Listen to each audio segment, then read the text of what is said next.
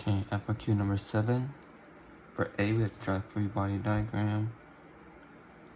We have the mass here, and we're gonna have the force of gravity, Fg. We're gonna have the Fn, the contact force, against this surface right here, pushing onto this. And then for the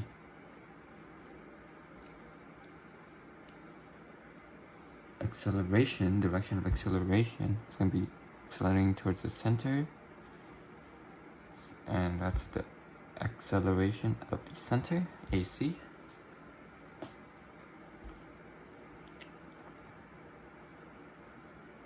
And yeah, this n is going to be a little bigger than Fg because the component, y component, has to be equal to Fg. And A is done. For B, we get to derive the equation for Fn, the normal force, or the contact force, whichever. So first we're gonna well, to find the angles for this,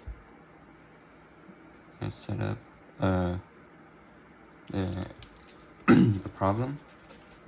It's gonna be this right here is theta, f of g right here, have the mass right here, and then we have the Fn. And so we're gonna have to do the like this, and since this is right here, the opposite one has to be theta, and we keep going right here on this line. This is theta, and this can't be theta, so this is 90 minus theta, and then this right here is theta, right?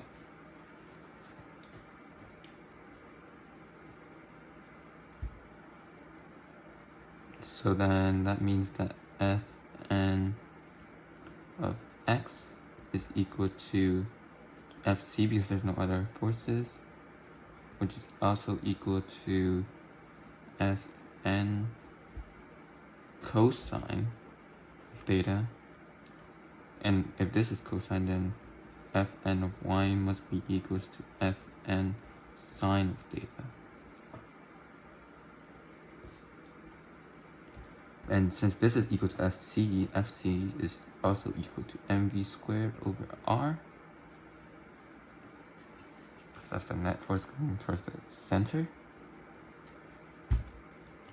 And for B, Fn, using Pythagorean theorem, these two components plus these two components equal this component, or equals to this vector. So Fn is squared is equal to Fnx squared plus Fny squared. And then square root this.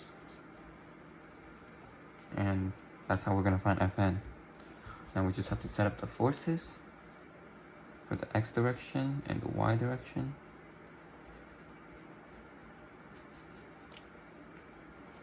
Net force of x is, of course, mv squared over r.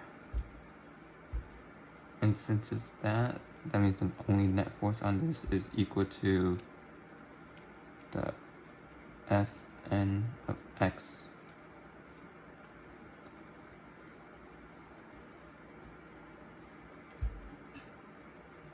And for the y component, net force of y is going to be equal to 0 because it's not going up or down. And the two components, or the two forces, is the f of g and f of Fn, the sine, the y component. So Fny is equal to mg. And then we can just plug it in. So Fn is going to be equal to the square root of mv squared over r and square all of that plus the mg squared in parentheses, making sure everything is squared. And then that means that we are done with B. That's the equation. For C, centripetal force, well, Fc is here is equal to mv squared over r, and those are the given terms except for r, right? So r is going to be this right here, the radius, and we just use theta there. So we see that tan of theta is equal to the opposite, which is r, where adjacent, which is h. That means that r is going to be equal to h tan of theta. So we can just replace that, and we're going to have Fc is equal to mv squared over h tan of theta. And that's part C. Part D, we're going to derive an expression for velocity. And velocity is going to be, well, we need have velocity here, right? And we need f and x. So we can just take that. Fn of x is going to be equal to mv squared over r. And r in this case is h tan of theta. Given here, right? And then Fn of x we know is also Fn cosine of theta.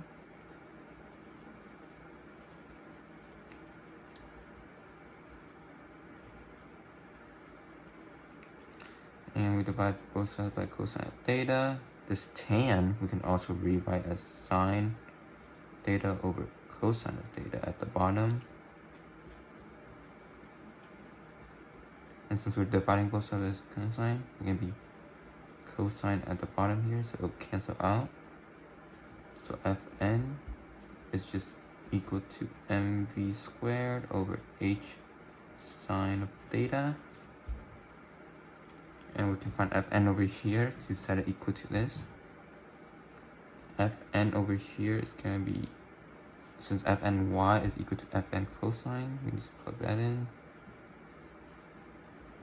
Because mg, divide both sides by sine of theta. We have Fn is equal to sine of theta. We set those two equations equal to each other.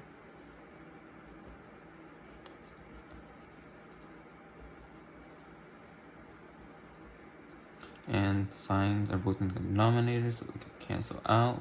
When we multiply sine to both sides, same goes with m when we divide m to both sides. So we're going to be left with v squared over h is equal to g. And then we isolate for v, it's going to be hg. Multiply h to both sides, cancel out, v squared, and square root of that. And that's going to be equal to v. D is done. Now E. I'm getting a new sheet of paper for this.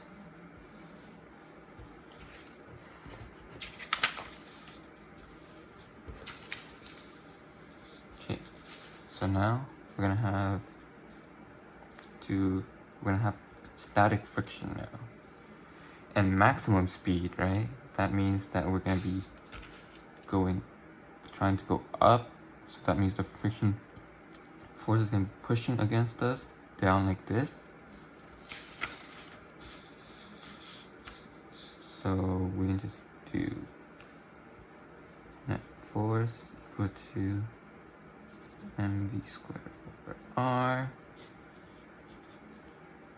and net force is equal to 0 for y and x.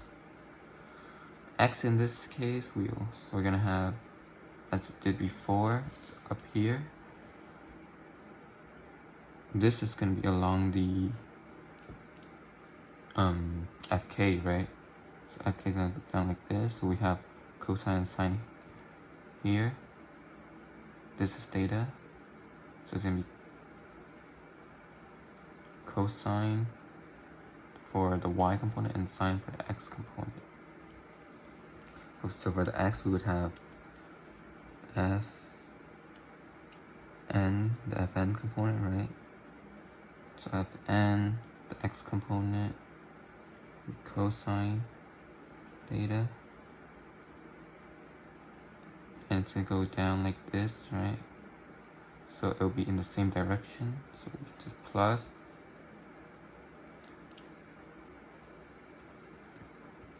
Fk, or Fs, I mean. And since the Fsx component, that's gonna be equal to the mu. Sorry. The Fs of s is gonna be this right here, right? So it's gonna be Fs times the sine theta, and Fs can be rewritten as mu Fn.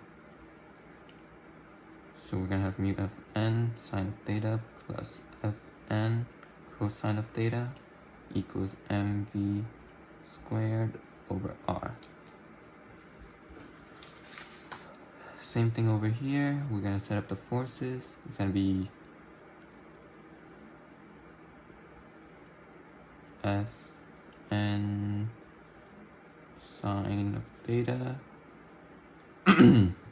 because Fn sine of theta right here, and then minus the Fk that going down here, so cosine, Fk cosine. Fk can be rewritten as mu s, or Fs, I mean, can be written as mu s times Fn cosine of theta, and then it's gonna be minus mg, but then we can move that over to the side, to the other side, so it's gonna be equal to mg. Factor out the Fn.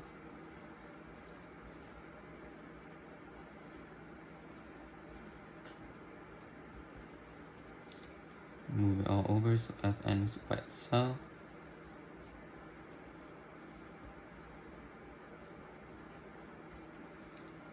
Same thing over here. Isolate Fn. And we just quick maths it.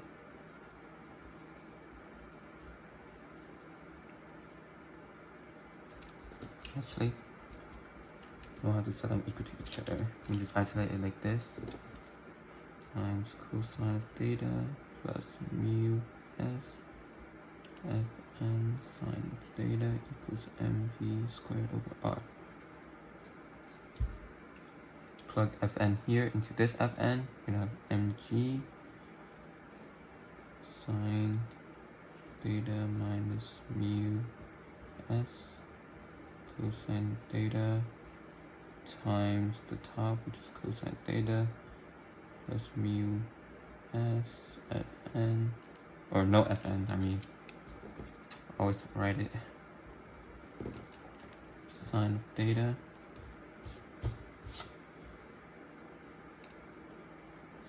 equal to mv squared over r. M's on the top for both, so we can just cancel that out. And we isolate for v. And this right here is going to be v max, because we're trying to go upwards, pushing some push down. That's why this scenario is true. So multiply r to both sides and square root it. So we're going to have square root of rg cosine theta plus mu s sine of theta all over sine theta minus mu s cosine of theta equals v max. And we can do v min now, because that is part E, this is for F now. We're gonna have to derive the minimum speed. Minimum speed, instead of friction going down, which our car wants to go down, so the friction force is gonna point up instead, right? So let's erase this. Friction's gonna point upwards. Same thing here. It's gonna go up instead of down. That's the only difference.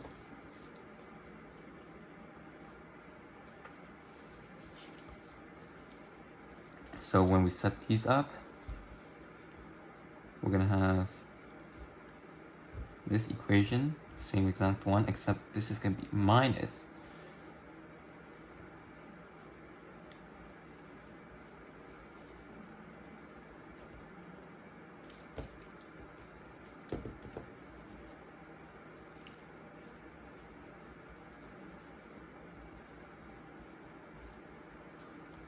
and this is minus because, well, the x forces, we have one going this way, we have one going this way, so it's gonna subtract from each other, right?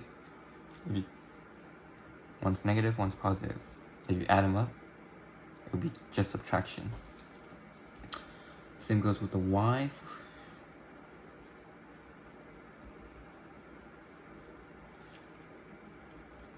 It's gonna be still equal to 0. It's gonna be the same thing here. Mg is still gonna go downwards, so it's gonna be Fn sine theta for this force right here, the y force sine of theta, and it's gonna be this friction force is gonna point upward, so it'll be plus the friction force instead, which is just mu s Fn sine theta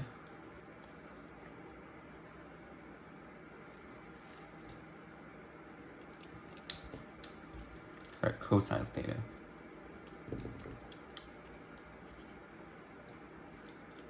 That's going to be equal to mg because it's minus mg. You move it straight to the side. Equals mg. So when we factor it out, it's going to be this.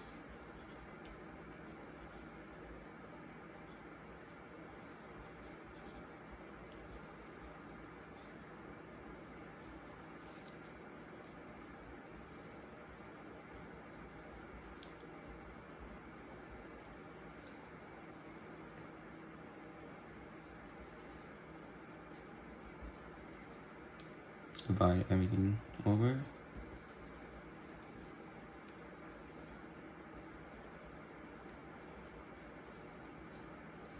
Plug Fn into this.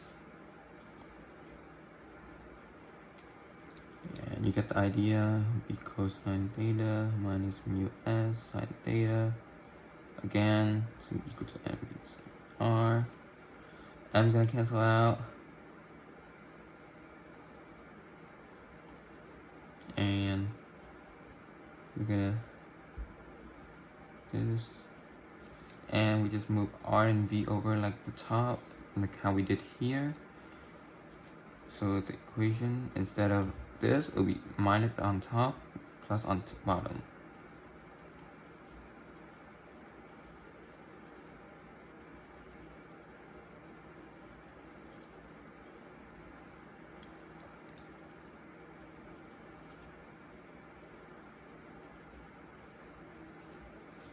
And yeah, it's gonna be the same exact equation.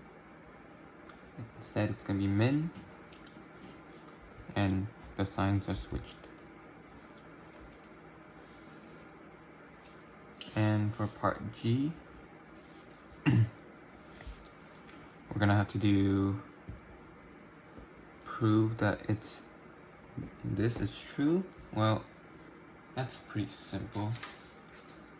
All we have to do is take the FC, because there's the net force is this F net is equal to F net squared is equal to take Pythagorean, right? Components. F x squared plus net force of y squared. And well, since Fy is going to be 0 right here, right? It's not going up or down. Cross that out. So we just square root both sides, and it's just going to be net force in the x direction, which is just mv squared over r, right? So F net equal to mv squared over r. And assuming that we're going up and friction is going down, pushing against us wanting to go up, we can just use this as the v equation, plug that in, and since there's a square here, it's going to cancel out, so we're going to have F net equals m over r times the v squared, right? And v squared is simply rg because we're going to remove this square, this radical. So it's just going to be this.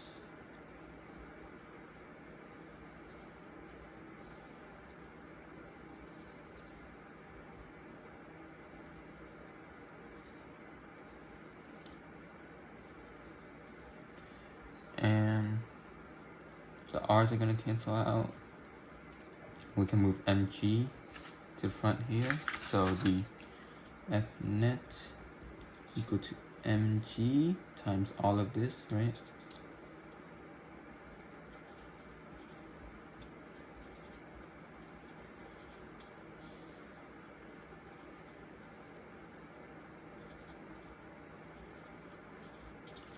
And since it's 1 and cotangent, we can divide the top and bottom, or multiply the top and bottom by 1 over sine of theta to cancel out with this sign and make it cosine over sine, which is cotangent. So when you distribute this, F net is going to be equal to mg times, this is going to be cotangent theta plus mu, and then this is going to be mu s because the sine's going to cancel out with this, right? And we're done with the top, and we're moving on to the bottom here. Sine cancels out with sine, so that's just going to be 1. Have minus mu, and it's going to be cosine over sine, which is cotangent. And that is going to be our formula. You can put it back on the top, but we just do this. And that is indeed the same formula. And yeah.